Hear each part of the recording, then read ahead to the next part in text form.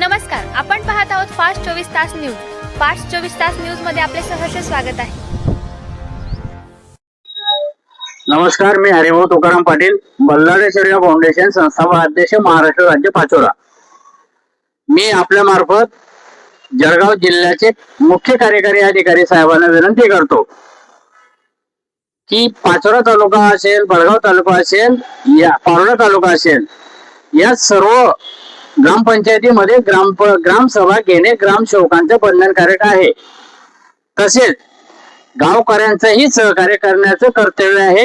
आणि त्यामध्ये ग्रामसभा घेण्याचा महत्वाचा मुद्दा असा आहे की वर्षभर केलेल्या कामाचा आढावा ग्रामसभेमधून देणं हे ग्रामसेवक सरपंचांचं बंधनकारक काम आहे.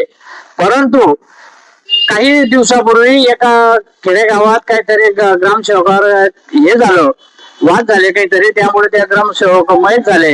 तर त्या अनुषंगाने जळगाव जिल्ह्याच्या ग्रामसेवक संघटनेने, या महाराष्ट्र राज्याच्या ग्रामसेवक संघटनेने ग्रामसभावर बंदी घातलेली, बहिष्कार टाकलेला आहे. तर माझी आपल्या मार्फत सर्व ग्रामसेवक बांधवांना विनंती आहे की तुम्ही ग्रामसभा बिनधास्तपणे घ्या. स्थानिक पोलीस स्टेशन, पोलीस प्रशासनाचा बंदोबस्त घेऊन ग्रामसभा घ्यावा आणि त्या कायद्याचे नियमाचे पालन करावं. कारण आता दर वर्षाला शासनाकडून भला मोठा निधी ग्रामपंचायतीला येतो. आता त्या निधीमध्ये काहीतरी 40 लाखाचा भर झालेला आहे.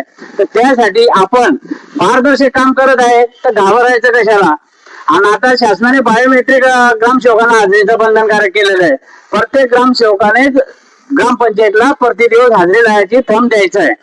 तर यामुळे काय गोंधळ होतो जनतामध्ये आणि ग्रामसेवकामध्ये का नाराजी होते की यांचा संवाद साधला जात नाही.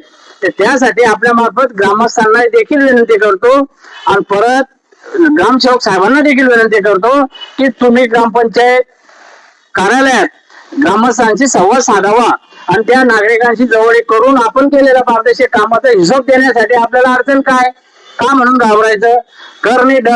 कर नाही त्याला डर नको पाहिजे. तर त्यासाठी आपल्या मार्फत विनंती करतो की शासनाच्या नियमानुसार प्रत्येक ग्रामपंचायतीला ग्रामसभा होणे बंधनकारक आहे. मग तुम्हाला जर काही अडचण असेल तर तुम्ही स्थानिक पोलिसांची मदत मागवावी आणि त्या पोलीस बंदोबस्तामध्ये ग्रामसभा घ्या आणि त्या अनुषंगाने घेतलीच पाहिजे. कारण त्या ग्रामसभा अवश्य महिन्यामध्ये पूर्ण झालेल्याच पाहिजे असं आपल्या मार्फत त्यांना विनंती करतो. आणि तुम्हाला काही धाक वाटला, तुमचा काही गोंधळ असेल तर तुम्ही पोलीस प्रशासनाला सोबत घ्या, ग्रामसभा घ्या, तुमचे मुद्दे मांडा, ग्रामस्थांना सहकार्य करा. काम झालेल्या कामाचा आढावा दिला पाहिजे आणि द्यावाच लागेल अशी आपल्या मार्फत विनंती करतो.